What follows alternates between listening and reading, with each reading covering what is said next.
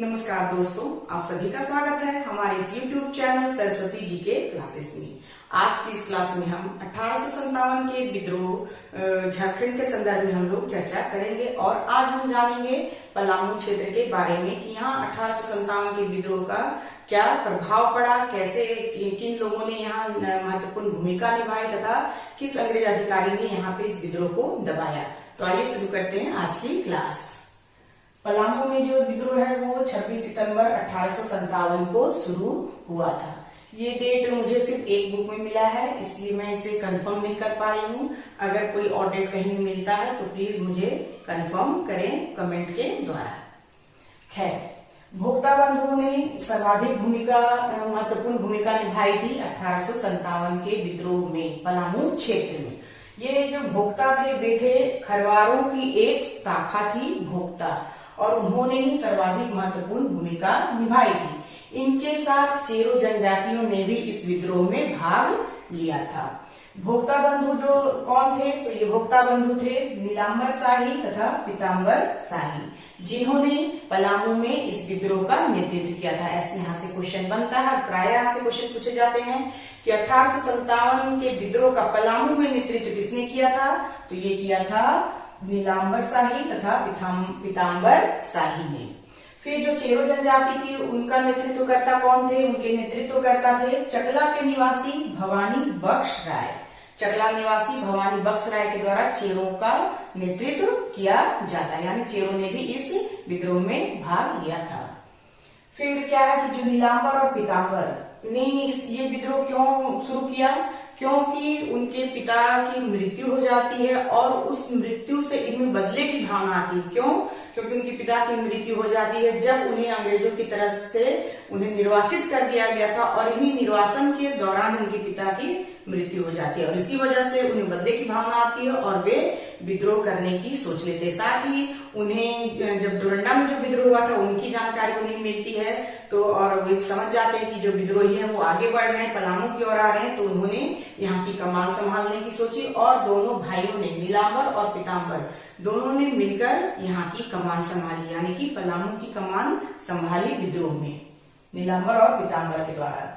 फिर क्या होता है, विद्रोह की कमान संभाली दोनों भाइयों ने। फिर विद्रोहियों ने सबसे पहले शाहपुर पर हमला किया और वहां जो अंतिम चेरो शासक थे चूड़ामन राय, उनकी विधवा से क्या करते हैं, 4 तोपें छीन लेते हैं।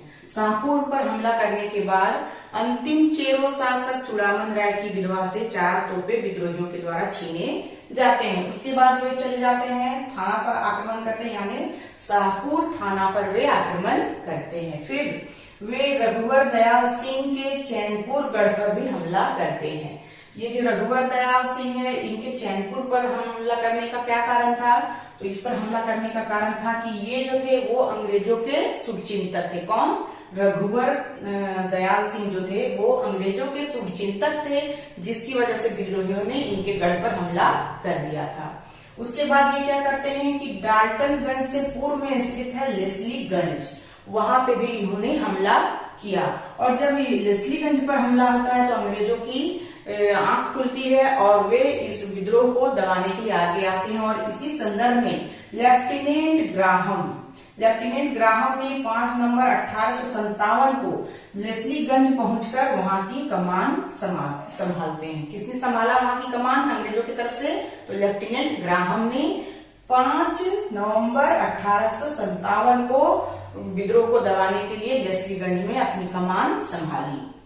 उसके बाद विद्रोहियों ने क्या किया, रंकागढ़ पर हमला कर दिया। और जब रंकागढ़ पर हमला करते हैं तो राजहरा के कोयला खान को वे क्या करते हैं, विद्रोही जला देते हैं। कोयला खान को ही जला देते हैं और वहां जो मशीनें थी उनमें से कुछ मशीनें वे लूट लेते हैं और अपने साथ वे ले जाते हैं। फिर इसके बाद विद्रोही क्या होते हैं, आगे बढ़ते हैं और पलामू की ओर कूच करते हैं, यानी कि डोरंडा से होते हुए ये पलामू तक पहुंच जाते हैं विद्रोही। फिर लेफ्टिनेंट ग्राहम तथा कैप्टन नेसन ने अपनी कार्रवाई शुरू की। जब इन्होंने देखा कि विद्रोही लगातार बढ़ते ही जा रहे हैं और जगह जगह पे विद्रोह किया जा रहा है, तो ये क्या करते हैं, अपनी कार्रवाई, बहुत ही कड़ी कार्रवाई ये शुरू करते हैं। लेफ्टिनेंट ग्राहम और कैप्टन नेसन, इन दोनों के सम्मिलित रूप ने ही इस विद्रोह को दबाने का काम किया था।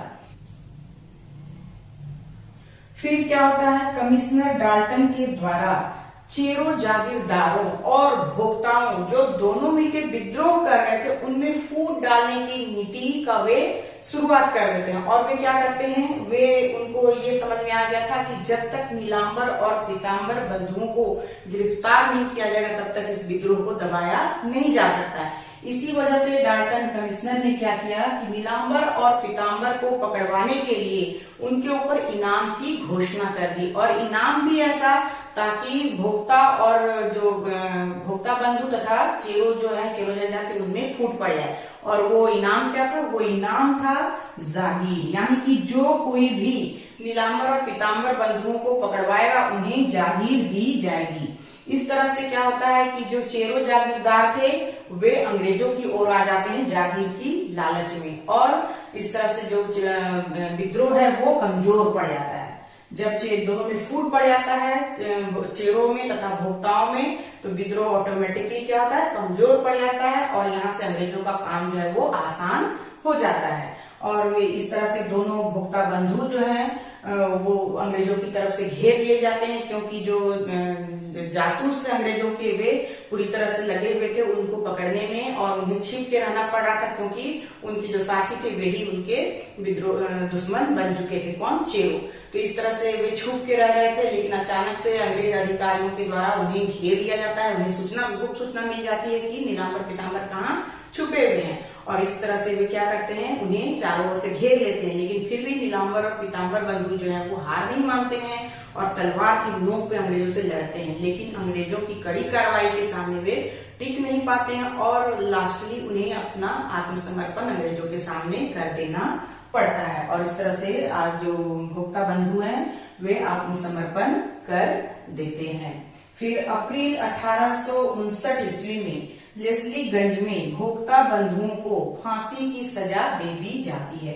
यानी दोनों बंधुओं ने जब आत्मसमर्पण कर दिया तो उन्हें अप्रैल 1859 ईस्वी में लेस्लीगंज में फांसी दे दी जाती है। और इस तरह से जो नेतृत्व करता है जब फांसी दे दी जाती है, भोक्ता बंधुओं और चेरों में फूट हो जाता है, विद्रोह जो है अपने आप कमजोर हो जाता है और धीरे धीरे खत्म हो जाता है, और इस तरह अंग्रेज जो है कामयाब हो जाते हैं विद्रोह को दबाने में। तो आज हमने जाना पलामू विद्रोह के बारे में कि कैसे वहां पे विद्रोह हुआ और कैसे विद्रोह को अंग्रेजों के द्वारा दबा दिया गया। इस विद्रोह दबाने में लेफ्टिनेंट ग्राहम तथा कैप्टन नेल्सन का महत्वपूर्ण योगदान रहा। तो इस तरह से 1857 का विद्रोह की ये प्रभाव जो है हमारे झारखंड क्षेत्र में बहुत गहरा प्रभाव पड़ा, क्योंकि इसने बहुत सारे इलाकों को प्रभावित किया। सिर्फ पलामू ही नहीं, हमने इसके पहले भी अपना जो क्लास लिया है उसमें हम लोगों ने जाना रांची, मानभूम, सिंहभूम, संथाल परगना, इन सभी क्षेत्रों पर भी 1857 के काफी गहरे प्रभाव पड़े। तो इस तरह से हमारा आज 1857 के विद्रोह का जो चैप्टर है वो यहीं पे समाप्त होता है। इस विद्रोह के परिणाम बहुत दूरगामी परिणाम हुए, और ये विद्रोह जो है राष्ट्र भक्तों के लिए प्रेरणा स्रोत भी बन गए। फिर यहाँ से क्या होता है कि जो ब्रिटिश कंपनी के हाथ से शासन जो है वो ब्रिटिश क्राउन के हाथ में चली जाती है, और यहाँ से कुछ नियम कानून या प्रशासन बहुत प्रशासकीय बदलाव लाए जाते हैं। इस तरह से 1857 का कानून विद्रोह जो है वो समाप्त होता है। तो आज के लिए बस इतना ही। नेक्स्ट क्लास में हम फिर मिलते हैं, तब तक के लिए धन्यवाद। जय हिंद, वंदे मातरम।